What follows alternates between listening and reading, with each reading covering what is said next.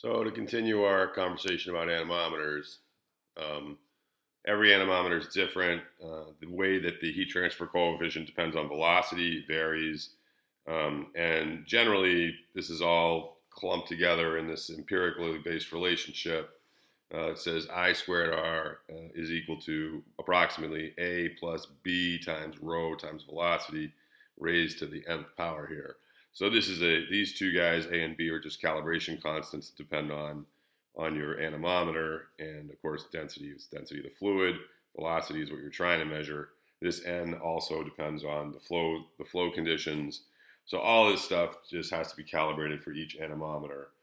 So but the theory underlying it is this what I just outlined in the last lecture. That is that in general, what you're doing is you're figuring out that the temperature of that wire depends on the velocity, because the faster the fluid is moving, the more cooling will occur, and therefore the less that wire will heat up as you apply current to it. So that's the theoretical underpinnings of how anemometers work. But in practice, they are calibrated with a relationship like this.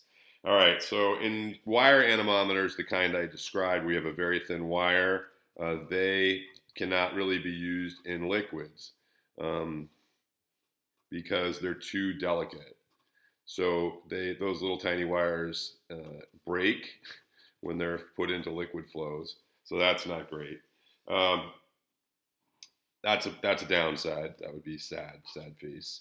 On the other hand, you can use multiple wire anemometers, so you can get different flow directions, almost at the same point. So you get your one wire oriented in and out of the page. So you pick up this direction of flow. You could have another anemometer coming up from the bottom that's oriented a different way. You can't really draw it, but so that it's oriented perpendicular to this direction of flow. And you could have a third one coming in to measure the last dimension. So we've got this one, and get your third dimension. So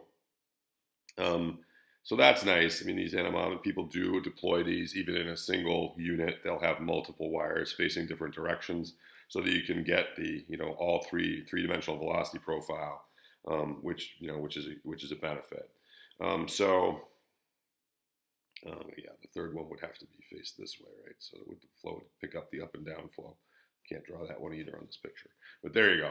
So that is good for anemometers. You can get real three-dimensional detection even in a single device that just has wires oriented in different directions. Of course, you are perturbing the flow. I mean, you're still sticking something in it. And as I said, you can't use wire anemometers in liquids because these tiny little wires just break. So in order to deal with that, people came up with film anemometers. So instead of using a wire, they use a very thin film applied to a support structure. So we have hot film anemometers. Hot film anemometers are used in liquids. And the way you do that is you create like a wedge or something of some kind of material, and you just put a very thin layer of conductive material on top of that. So it's exactly the same idea, except that you have a structure instead of a wire that's sort of sitting by itself, being very thin. You have a structure of some other material, a stronger material, with just a thin coating here of the conductive material, thin coating of conductor, that's going to heat up just like the thin wire. So now instead of a wire, you have a thin film applied to a wedge or a cone, and that's great. It's not. You have to be more careful which direction this thing points. I mean, the wire is good because it really just measures the velocity that crosses the wire and perpendicular to it essentially. This one, if you have a wedge and you're not really at the right angle, it's going to get a slightly different reading.